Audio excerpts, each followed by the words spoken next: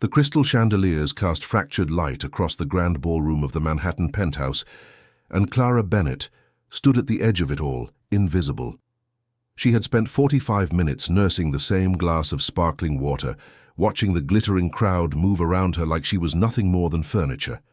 The invitation had arrived 3 weeks ago, slipped under her apartment door with no return address, just elegant calligraphy spelling her name and the promise of an evening that could change everything. Clara was a nursing student working double shifts at a Brooklyn diner to pay her rent. She had no business being here, among women draped in designer gowns and men whose watches cost more than her yearly salary. But the invitation had been persistent, arriving twice more after she ignored the first, and curiosity had finally won. Now she regretted it. She smoothed the fabric of her thrift store dress, a simple navy blue thing she had altered herself to fit her frame. It was elegant in its simplicity, but here, surrounded by haute couture and diamonds, she felt like a sparrow among peacocks. A woman in red silk brushed past her without a glance, nearly spilling champagne on Clara's sleeve. No apology came, just laughter directed elsewhere at someone more important. Clara set her glass on a passing tray and made her decision. She would leave. Whatever this invitation had promised, it clearly was not meant for someone like her. Perhaps it had been a mistake, a wrong address, a name confused with someone who actually belonged in this world. She moved toward the exit, weaving through clusters of conversation that parted around her without acknowledgement. The massive oak doors seemed impossibly far away, and with every step she felt smaller. What she did not know, what she could not possibly have known, was that from the moment she entered, someone had been watching. Dominic Caruso stood on the mezzanine level, half hidden in shadow, his dark eyes tracking the woman in navy blue. He had noticed her immediately, not because of her beauty, though she possessed a quiet kind of loveliness that the painted faces below could never replicate, but because of her stillness. In a room full of performers, she was the only one not performing. He watched her stand alone for nearly an hour, watched the way she observed rather than participated, watched the subtle tightening of her shoulders each time someone looked through her. And he watched now, as she made her way toward the door, her chin lifted despite everything, refusing to let them see her defeated. Dominic was not a man who acted on impulse. He had built his empire through patience, through calculated moves and strategic silences. But something about this woman made him want to break his own rules. He descended the stairs. Clara had almost reached the door when a voice stopped her. Leaving so soon? She turned to find a man standing behind her, tall and broad-shouldered, with dark hair swept back from a face that seemed carved from marble.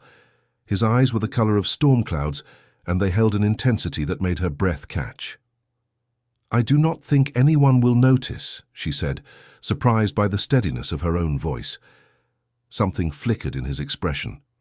Amusement, perhaps, or something deeper. "I noticed."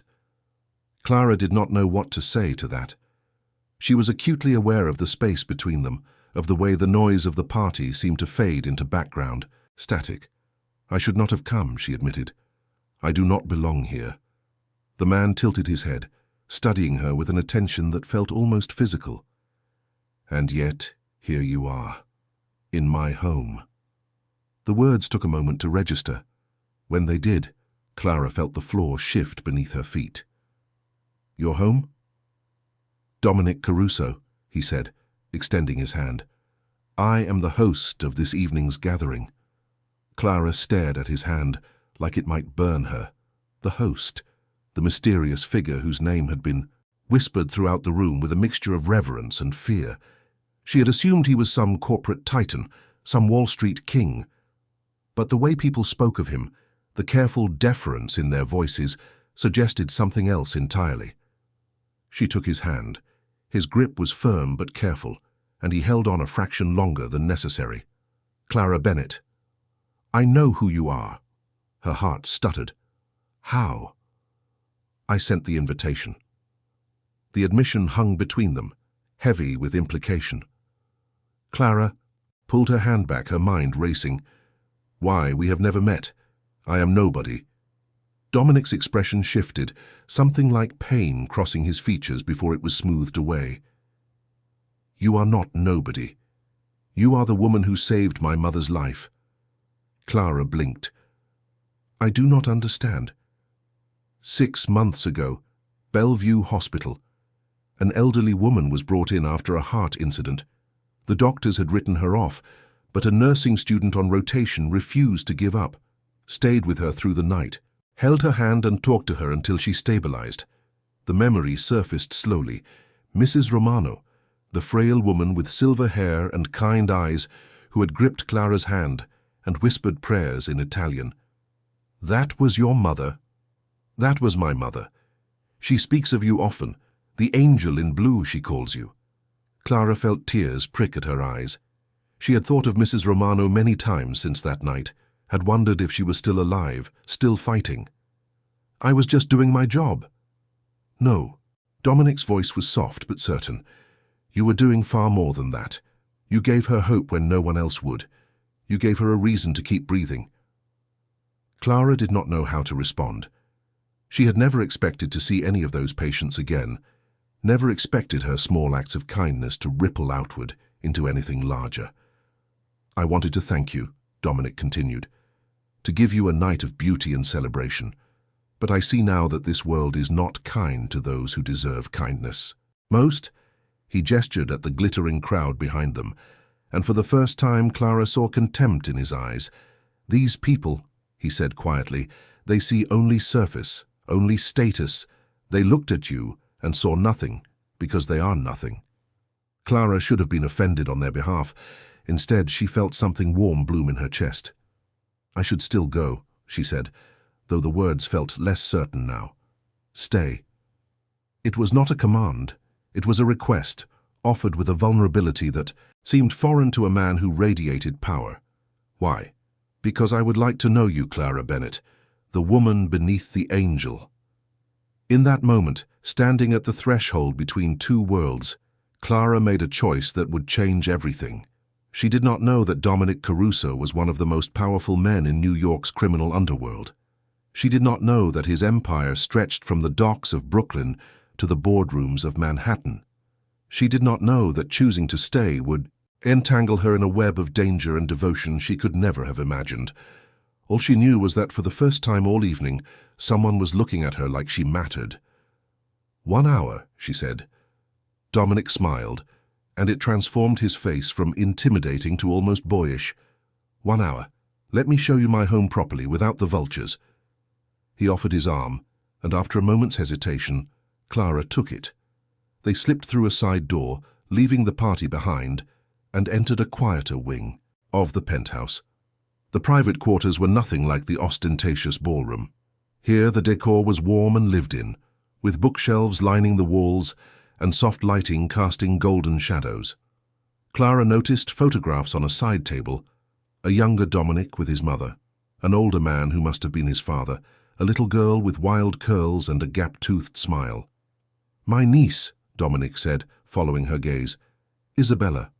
She is 7 years old and entirely convinced that she runs this family." Clara laughed, the sound surprising her. "She sounds wonderful." "She is. She is also the reason I do what I do." Clara looked at him, waiting for him to elaborate, but he simply moved to a small bar and poured 2 glasses of something amber. "Water is fine," she said. "It is apple cider, non-alcoholic. I do not drink." He handed her the glass, and their fingers brushed. Clara felt the contact like electricity. They sat in matching armchairs by a window that overlooked the glittering cityscape. For a long moment, neither spoke.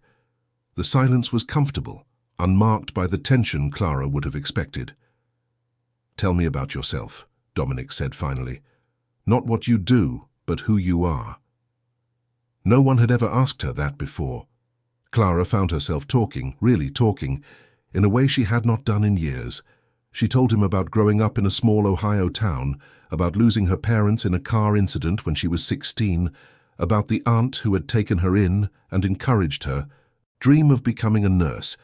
She told him about moving to New York with nothing but a suitcase and hope, about the struggle to survive in a city that devoured the unprepared, about the nights she had cried herself to sleep, wondering if she had made a terrible mistake. Dominic listened without interruption, his attention unwavering. When she finished, he was quiet for a moment. "You have known pain," he said. "Real pain. The kind that shapes a person. Everyone has pain.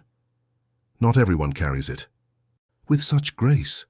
Clara looked down at her hands, uncomfortable with the praise. "I do not feel graceful. Most days I feel like I am barely holding on." That is what grace is, holding on when everything in you wants to let go. She met his eyes and found something there she had not expected. Understanding, kinship, the recognition of one survivor seeing another. "Your turn," she said. "Who are you, Dominic Caruso?" He smiled, but it did not reach his eyes. "That is a complicated question." "I have time." He studied her for a long moment, as if weighing how much truth she could handle. "I am a man who was born into a world he did not choose, a world of expectations and obligations that most people cannot imagine. I have done things I am not proud of to protect the people I love, and I have spent my entire adult life trying to build something better, something that might one day allow those I care about to live without fear." It was not the whole truth. Clara sensed that instinctively, but it was more truth than he probably gave most people. "That sounds lonely," she said. Dominic's expression flickered with surprise. "It is, more than I realized until just now." The hour passed without either of them noticing. They talked about books and music, about dreams and disappointments, about the small moments that made life bearable. Clara found herself laughing more than she had in months, found herself leaning forward to catch every word he spoke. When the clock struck midnight, she felt a pang of genuine regret. "I should go." Dominic nodded, though something in his posture suggested he felt the same reluctance. "Let me have my driver take you home." "That is not necessary." "Please, it would give me peace of mind." Clara hesitated, then nodded. She had learned to accept kindness when it was offered, even when her pride bristled. Dominic walked her to the private elevator, his hand hovering at the small of her back without quite touching. At the door, he paused. "I would like to see you again, Clara Bennett." "Why?"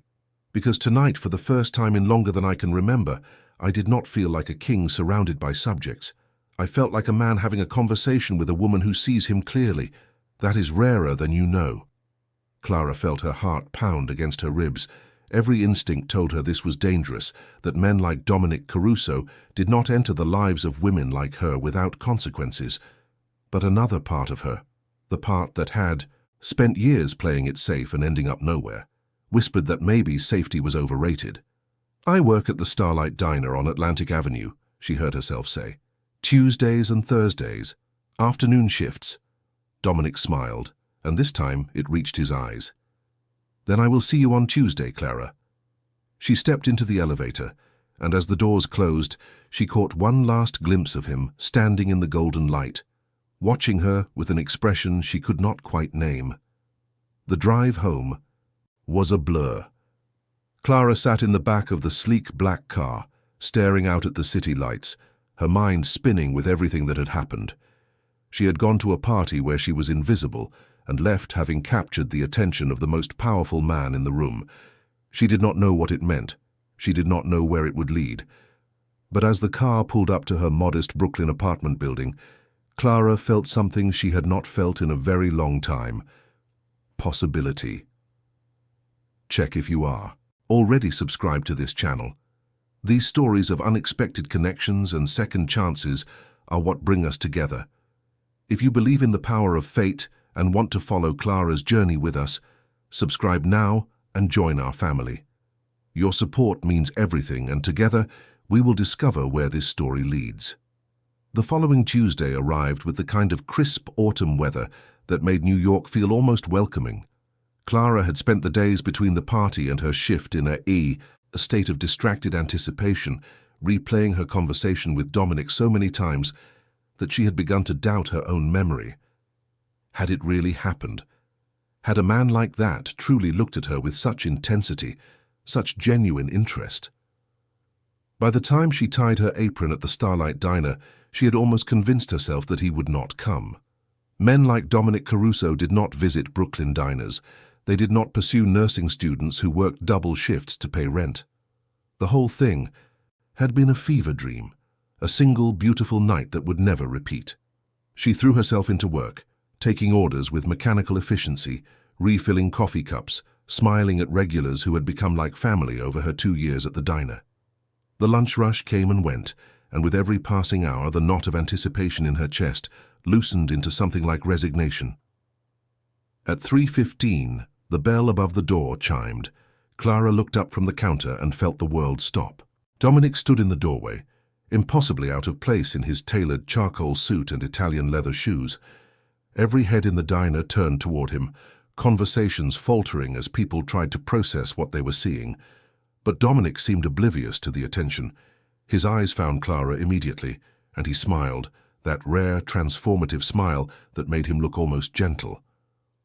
"I believe you mentioned you work Tuesdays," he said, approaching the counter.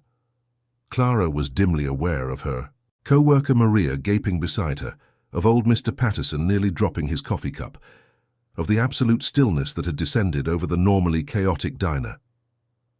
"I did not think you would actually come. I always keep my promises." He slid onto a stool at the counter, completely at ease despite the scrutiny. "What do you recommend?" Clara fumbled for her order pad. "The grilled cheese is good, and the apple pie is homemade." "Then I will have both." She turned to place the order, her hands trembling slightly. When she looked back, Dominic was watching her with that same intent focus from the party. "You look different here," he observed. "Because I am in uniform instead of a dress." "No, because you look at home, confident, like this is where you belong." Clara felt warmth spread through her chest. "I do belong here. These people, this place, they took me in when I had nothing. The owner, Mrs. Kim, she gave me a chance when no one else would. Then I am grateful to Mrs. Kim. She is going to have a heart incident when she sees who I am serving." Dominic laughed, a genuine sound that turned more heads. Clara realized that the man who commanded fear and respect in the world she had glimpsed was also capable of this, of sitting at a sticky diner counter and laughing like anyone else. Over the next hour, between serving other customers and refilling drinks, Clara found moments to talk with Dominic. He asked about her studies, her patience, her dreams for the future. He asked about her favorite books, her favorite movies, the music she listened to when she needed comfort. And he listened to her answers like they were the most important words he had ever heard. She learned things about him, too, that he had a degree in business from Columbia, that he had considered becoming a lawyer before family obligations intervened, that he loved Italian opera and hated modern art, that his favorite food was his mother's pasta fazool, and he had never successfully recreated the recipe. By the time her shift ended, Clara felt like she had known him for years instead of days.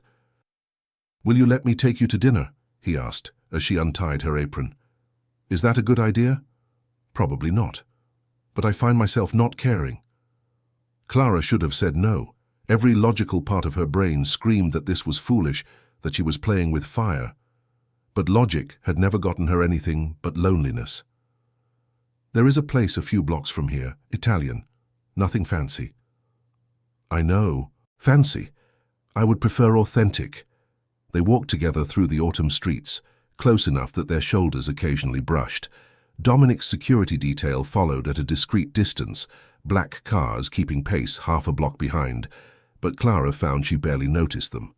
The restaurant was a family-owned establishment called Lucia's, run by a grandmother from Naples and her 3 adult children.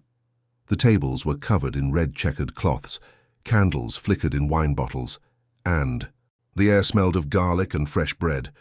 Dominic's presence caused a stir here too, but of a different kind. The owner, a woman in her 70s with silver hair and sharp eyes, emerged from the kitchen and studied him for a long moment. "Caruso," she said flatly. "Mrs. DeLuca. Your father used to come here." "I know. He said your lasagna reminded him of home."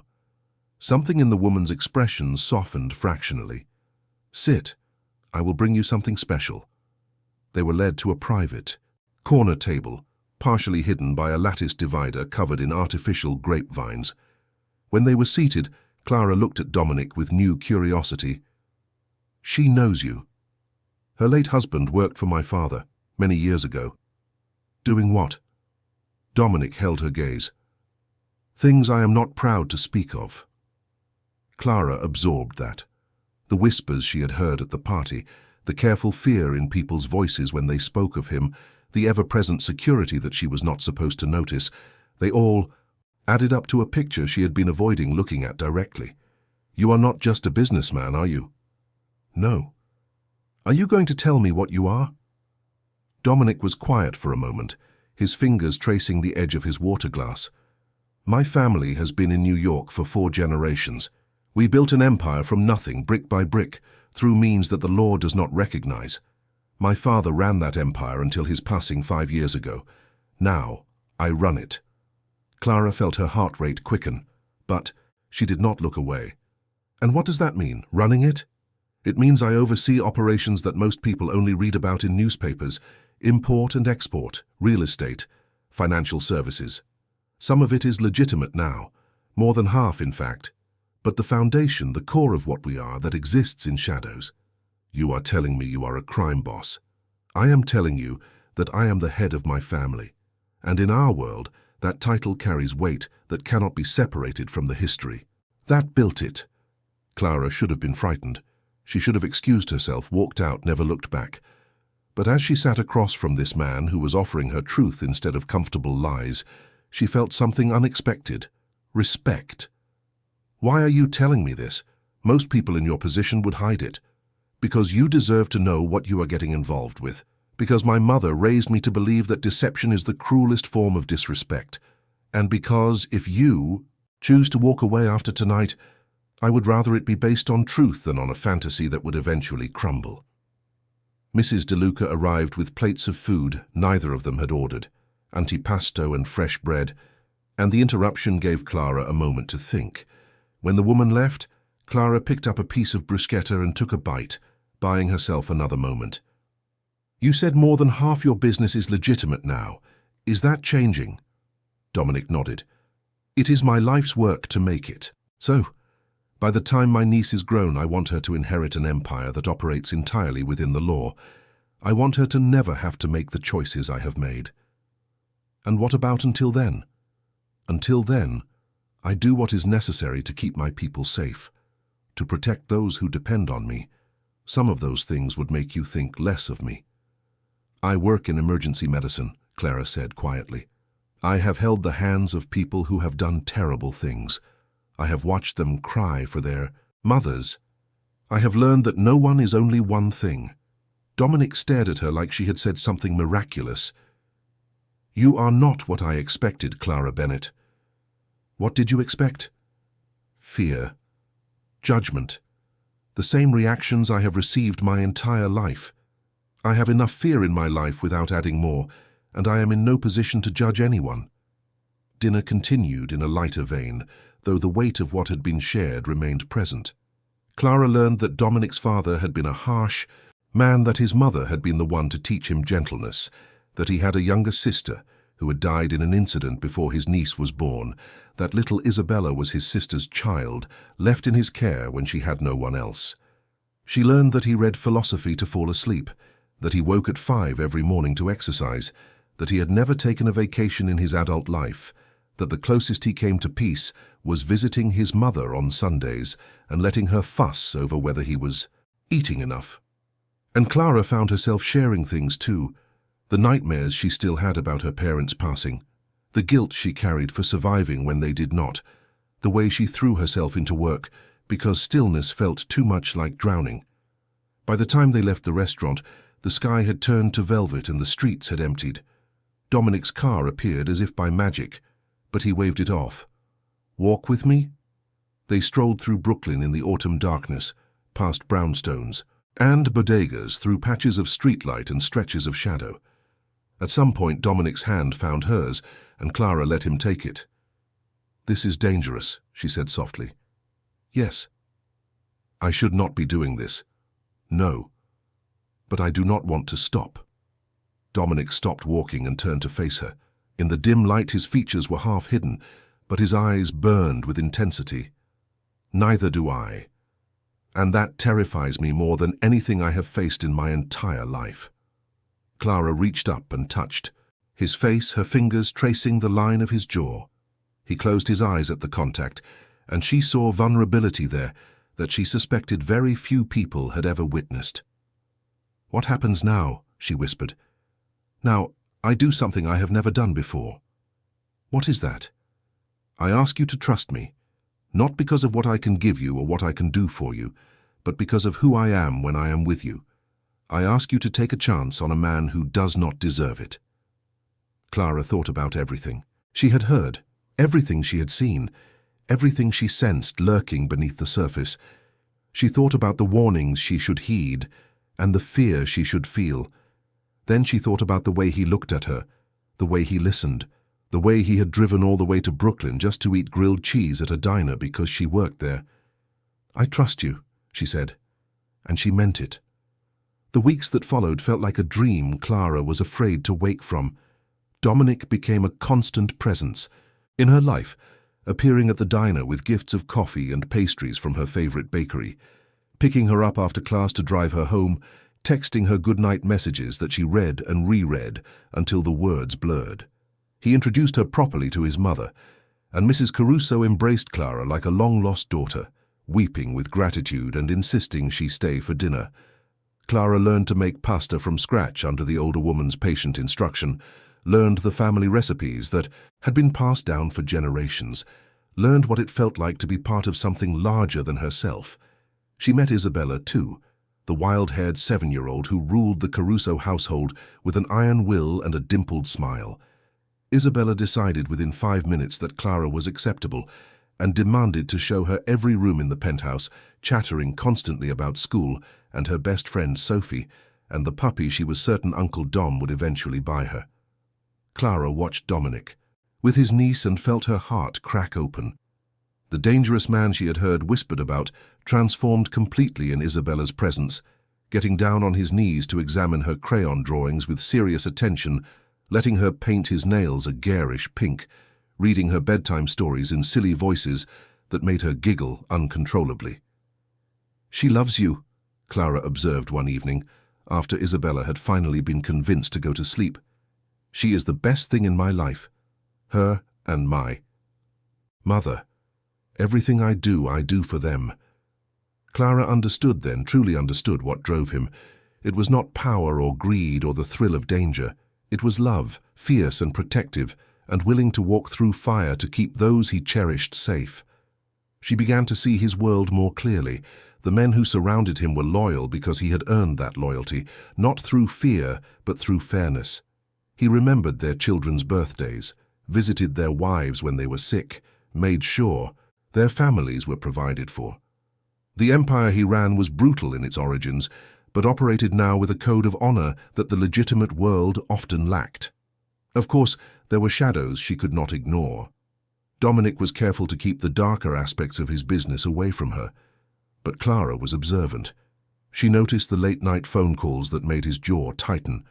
She noticed the bruises his men sometimes carried, quickly hidden and never explained. She noticed the way certain names made the room go cold.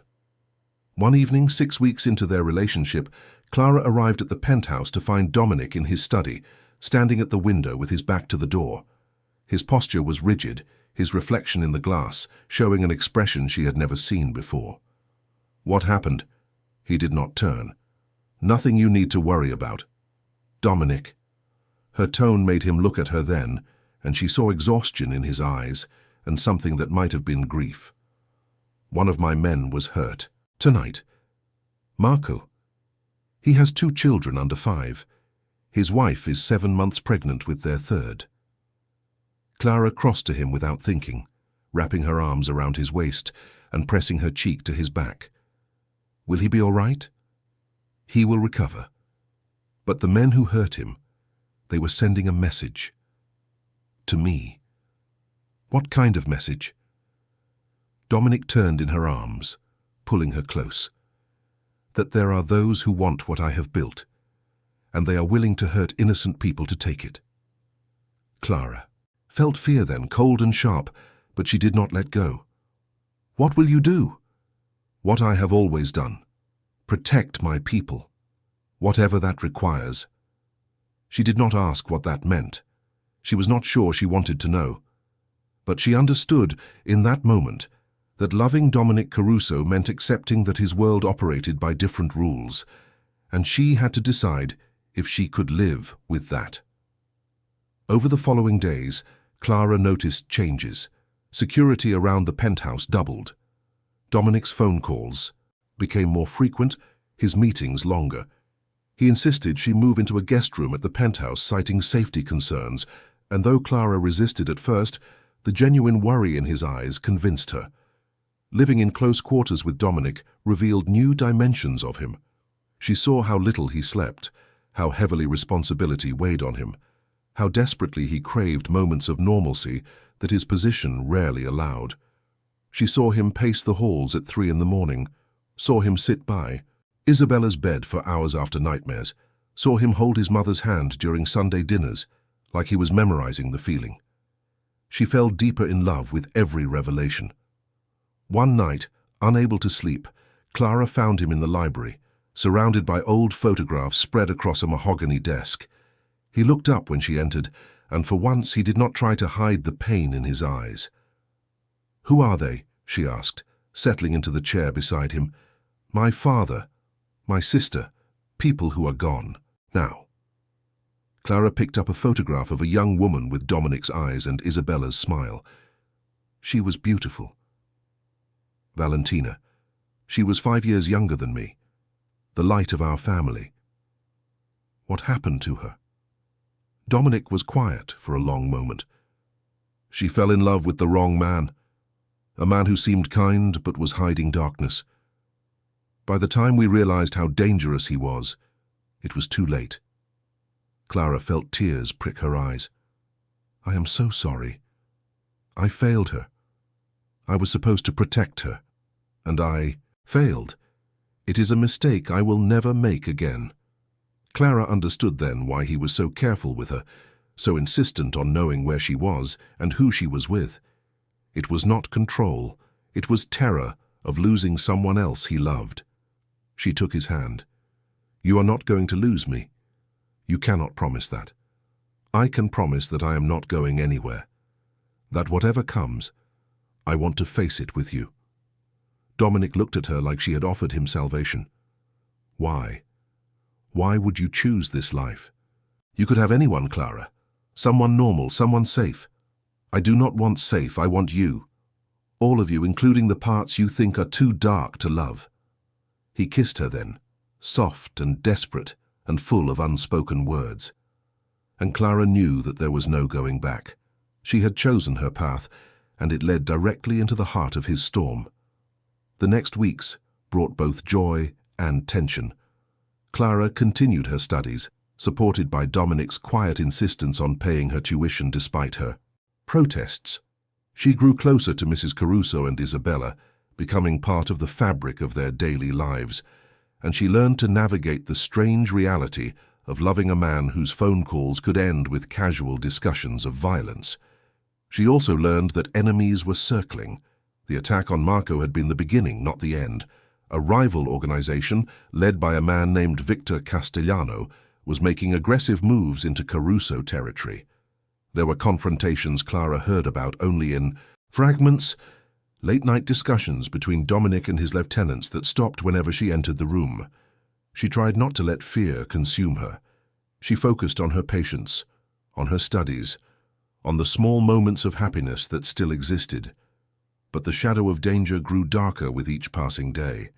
One afternoon, Clara was leaving the hospital after a shift when she noticed a black car that did not belong to Dominic's fleet parked across the street. A man leaned against it, watching her with cold eyes. She called Dominic immediately. 15 minutes later, she was surrounded by his men, whisked into an armored vehicle and driven to the penthouse at high speed. Dominic was waiting when she arrived, his face pale with barely controlled rage. "Did he approach you? Did he say anything? No, he just watched. Dominic pulled her into his arms, holding her so tightly she could barely breathe. This is my fault. I brought you into this world, and now they are using you to get to me. It is not your fault. I chose this. You chose love. You did not choose to become a target. Clara pulled back to look at him. What are we going to do? We are going to end this. Castellano has been a threat for too long. It is time to remind him why the Caruso family has survived for a century. There was something in his voice, something cold and final, that made Clara's blood chill. But she did not try to talk him out of it. She understood, perhaps for the first time, that mercy had limits, and that protecting the people you loved sometimes required becoming the monster others feared. That night, lying in bed beside Dominic in the quiet hours before dawn, Clara made a decision. Whatever was coming, she would not run. She would not hide. She would stand beside the man she loved and face whatever darkness tried to tear them apart. This is the part of the story where I need you to do something important. If you have been touched by Clara's journey, if you believe that love can find us in the most unexpected places, take a moment and leave a comment saying, "True love knows no boundaries." I want to see how many of you believe that connection can transcend every obstacle. Your words matter more than you know. The war with Victor Castellano came to a head 3 days later. Clara would remember that morning forever, the way golden sunlight had streamed through the penthouse windows, the smell of Mrs. Caruso's coffee brewing in the kitchen, the sound of Isabella's laughter as she showed off a new dance she had learned at school. It had seemed so normal, so peaceful, that Clara had almost convinced herself the danger was passing. Then Dominic's phone rang. She watched the color drain from his face as he listened, watched his hand tighten around the device until his knuckles went white. When? A pause. How many? He ended the call and stood frozen for a moment, a statue carved from ice and fury. What happened? Clara whispered. Castellano made his move. He took 3 of my warehouses overnight, injured 12 of my men. He looked at her, and behind the rage she saw fear. He also sent a message, photographs of you, Clara, leaving work, walking to the diner, sitting in the park near your apartment. He knows everywhere you go. Clara felt the floor drop out from under her. What does he want? Me, my territory, my empire, and he thinks threatening you will make me weak. Will it? Dominic crossed to her in 2 strides, cupping her face in his hands. It makes me more dangerous than he can possibly imagine. No one threatens the people I love. No one. The days that followed were a blur of activity and tension. Clara was confined to the penthouse, her movements restricted, her every moment watched by a rotation of guards. She chafed at the confinement but understood its necessity. Dominic came and went at odd hours, each time looking more exhausted, more burdened by the weight of what was happening. She tried to help where she could. She comforted Mrs. Caruso, who prayed constantly and lit candles to saints Clara did not know. She distracted Isabella with games and stories, shielding the little girl from the fear that permeated every corner of their world. She made sure Dominic ate when he forgot, slept when he could, felt her love even when words failed. On the 4th night, Dominic came to her room just past midnight. His shirt was torn, his knuckles raw, and there was a cut above his eye that made Clara's nursing instincts surge. "Sit down," she ordered, already reaching for the first aid kit she kept in her bedside table. He sat on the edge of the bed, silent and still, as she cleaned and bandaged his wounds. When she finished, he caught her wrist gently. "I do not deserve you. That is not for you to decide. Clara, if anything happens to me, I need you to take Isabella and my mother and go. There are arrangements made, money set aside, a place where you will be safe. Nothing is going to happen to you. You do not know that. I know that I will not plan for a future without you in it. I refuse." Dominic pulled her onto his lap, burying his face in her neck. "How did I find you? In all the world, how did I find someone like you? You threw a party. I crashed it. Here we are." He laughed despite everything, a broken sound that was half sob. Clara held him tighter, wishing she could absorb his pain, wishing she could fight his battles for him. "Tell me we are going to survive this," she whispered. "We are going to survive this, and when it is over I am going to marry you, Clara Bennett. In a church with my mother crying in the front row and Isabella throwing flowers. I am going to make you my wife, and I am going to spend the rest of my life earning the gift of your love." Clara felt tears slide down her cheeks. "Is that a proposal?" "It is a promise. The proposal comes when I can give you the ring you deserve, when I can kneel before you without enemies at our door. I do not need a ring, but you will have one. You will have everything, I swear it." They held each other through the long night, speaking of the future as if speaking it could make it real. Clara learned that Dominic wanted 4 children, a house upstate with room for horses, Sunday dinners large enough to need 2 tables. She told him she wanted to open a clinic for underserved communities, wanted to grow old arguing about whose turn it was to cook, wanted to watch their grandchildren play in a garden she had planted herself.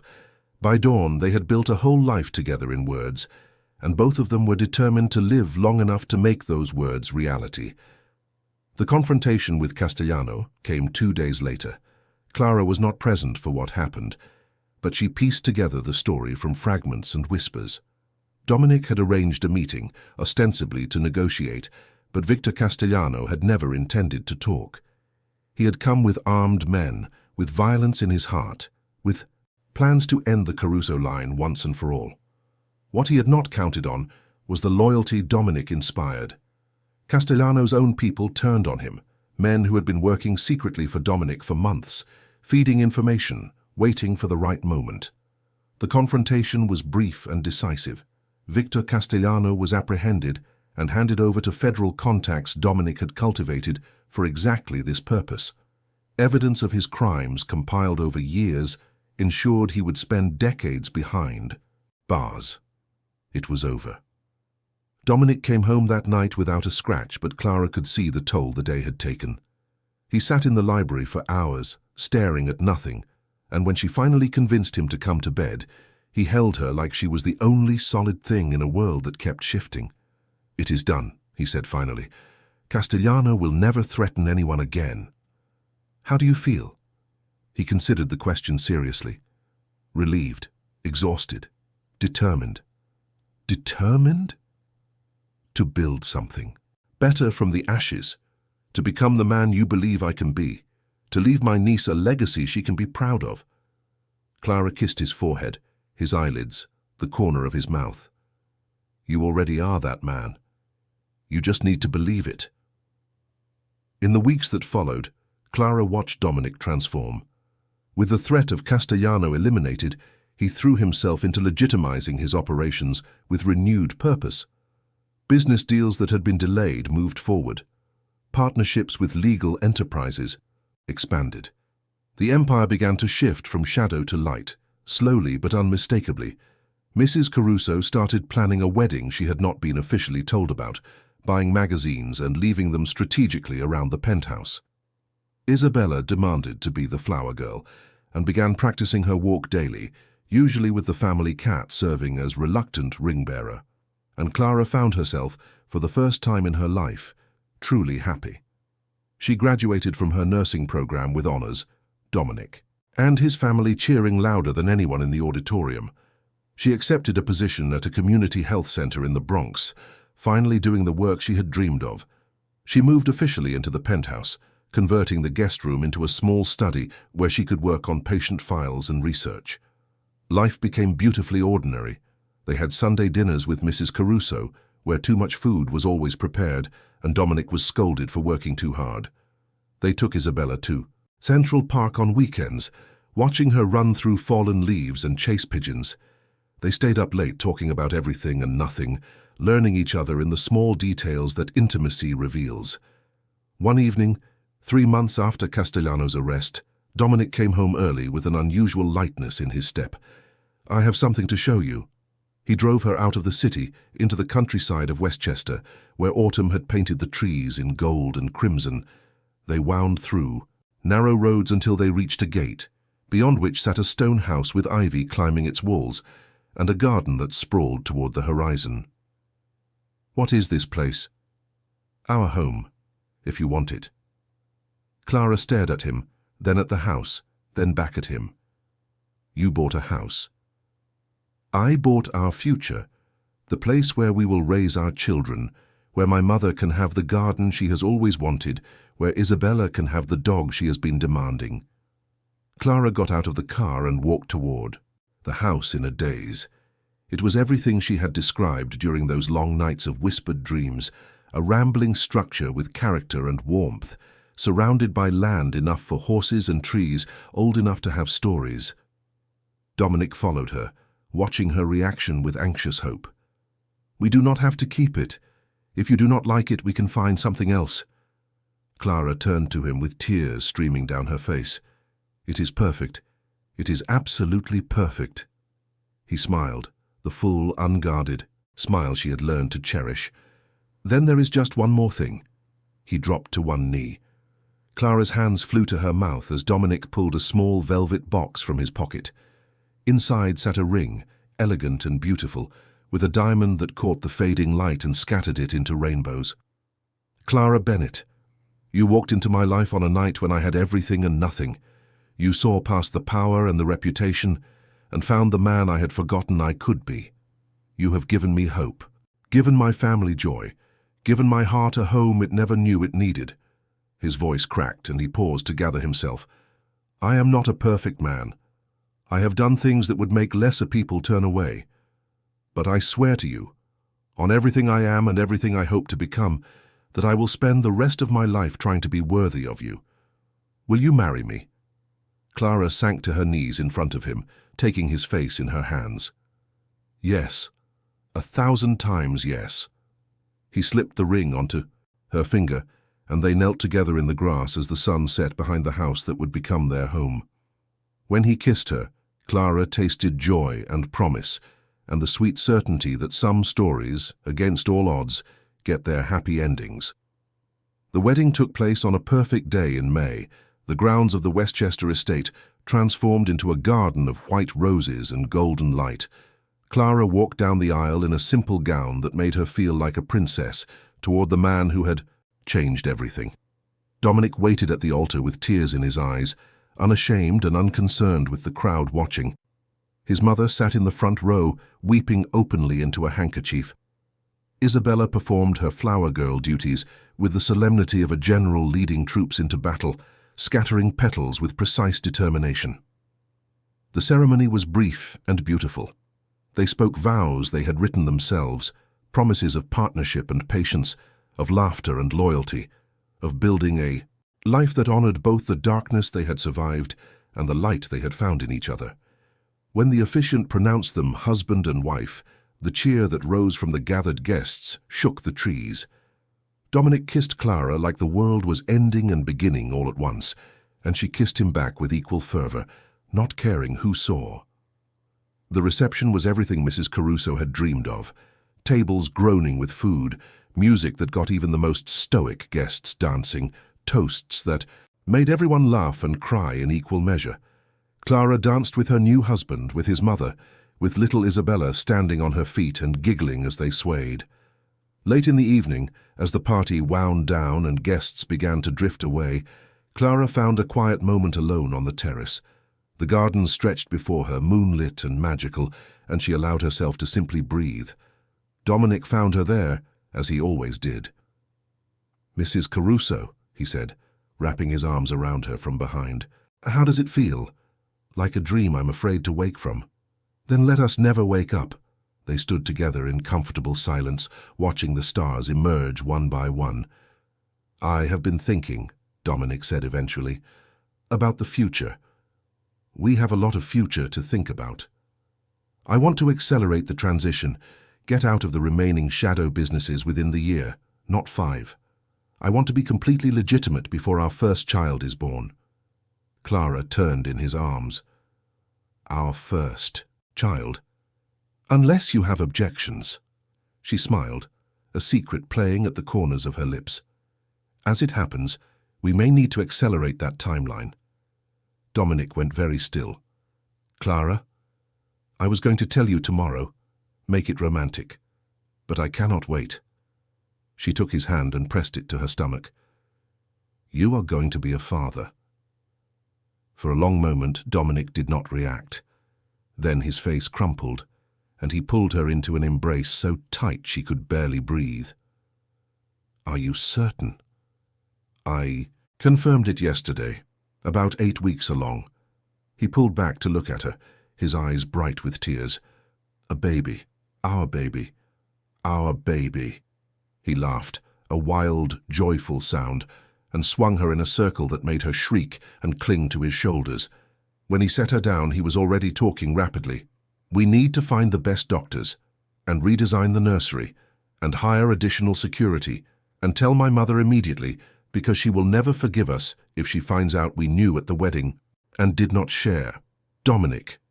And we should probably move the transition timeline up even more, maybe 6 months instead of a year.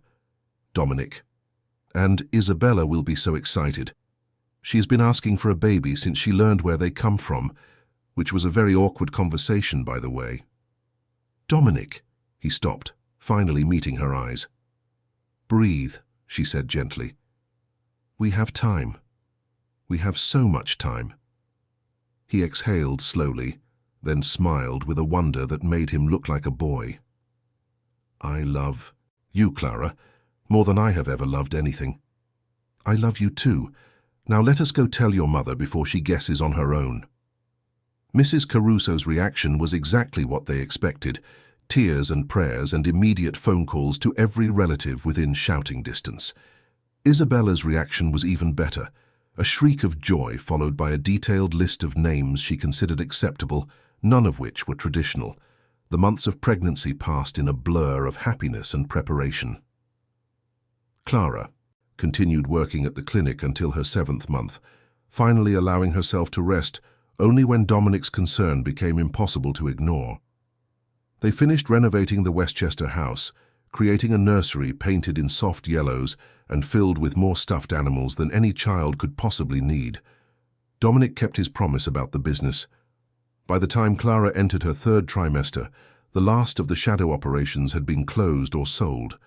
The Caruso empire was, for the first time in its century-long history, entirely legitimate.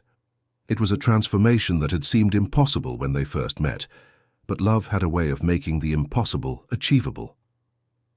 Their daughter was born on a snowy December morning, delivered in a private suite with Dominic holding Clara's hand through every moment.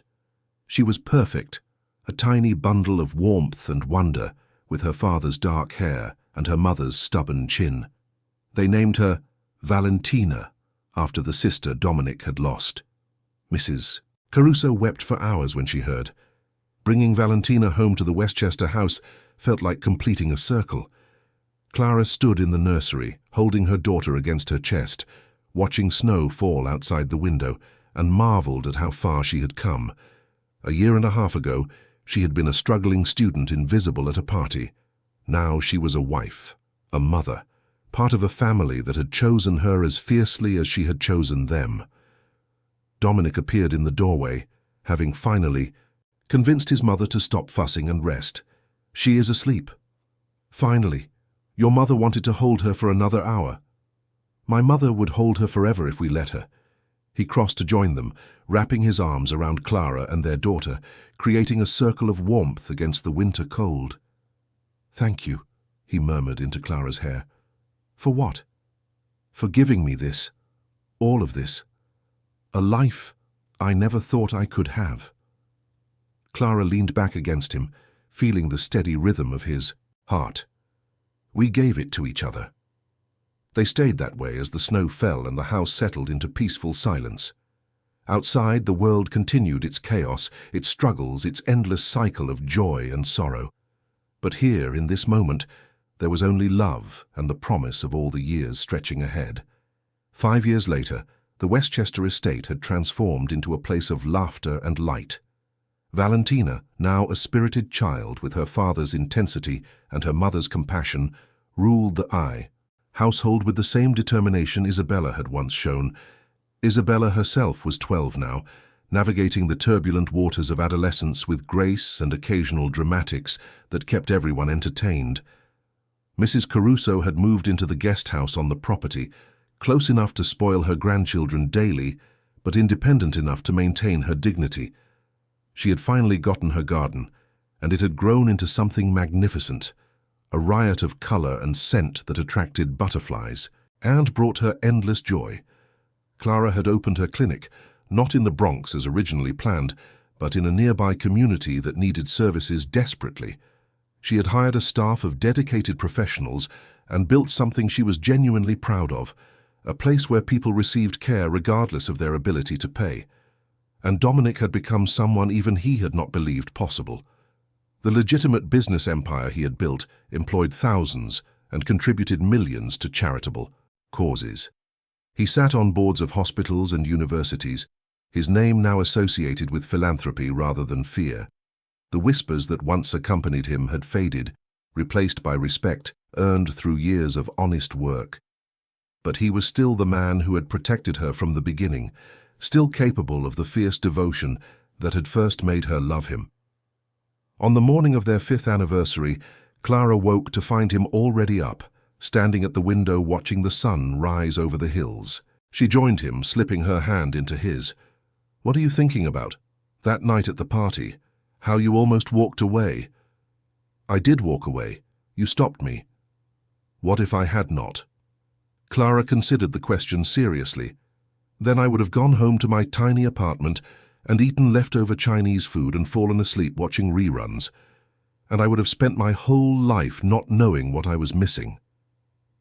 Dominic turned to face her, his expression soft. "I would have found you eventually. I'm certain of that. Our paths would have crossed again. You cannot know that.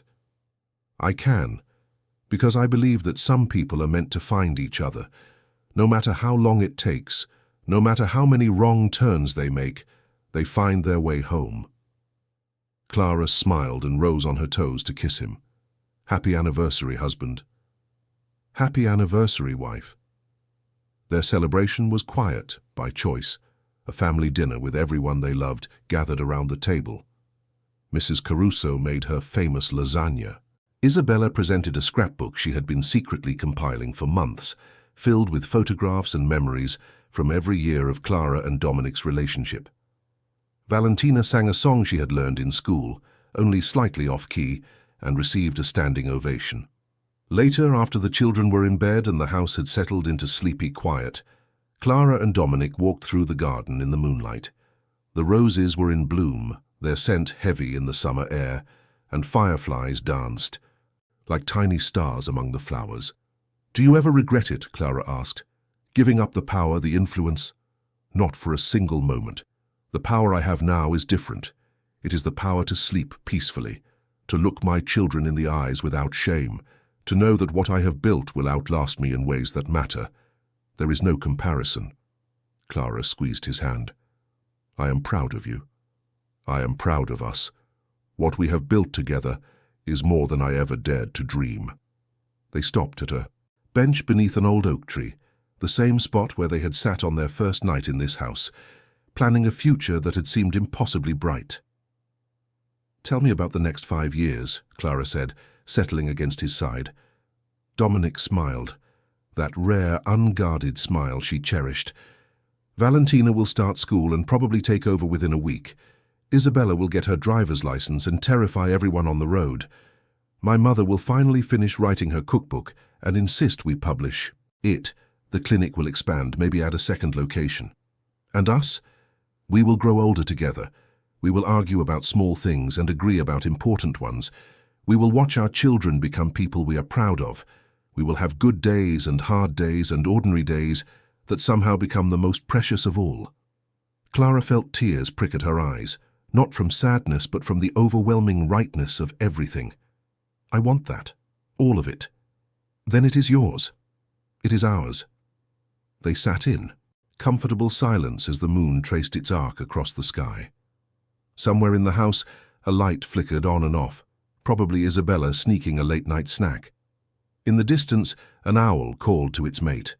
The world continued its eternal turning, indifferent and beautiful and full of possibility.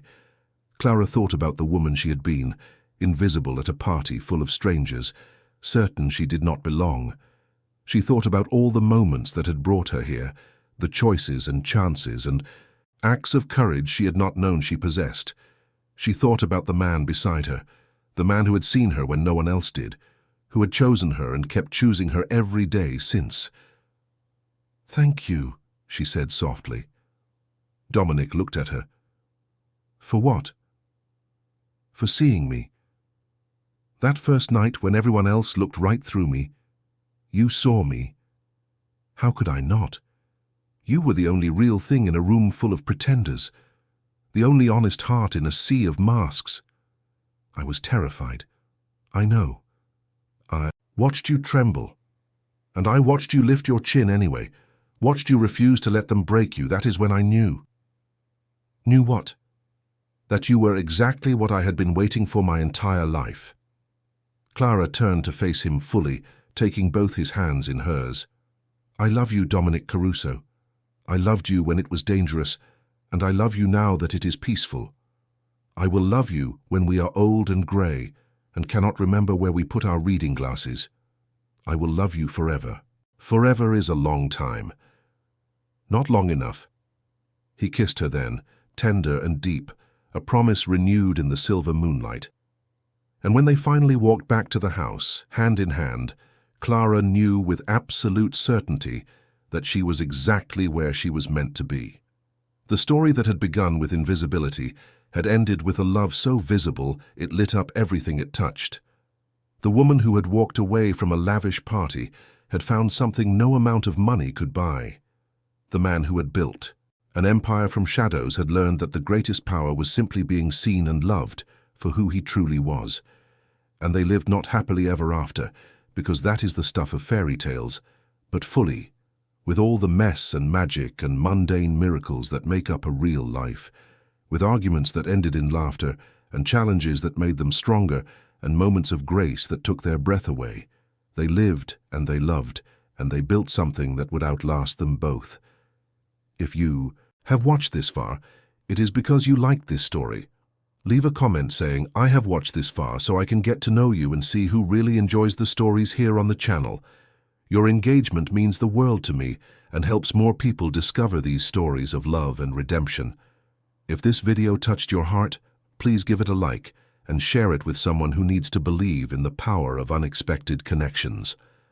And if you have not already, subscribe to this channel and turn on notifications so you never miss a new story. Thank you for being part of this journey. Until next time, remember, sometimes the most extraordinary love begins when someone finally sees you.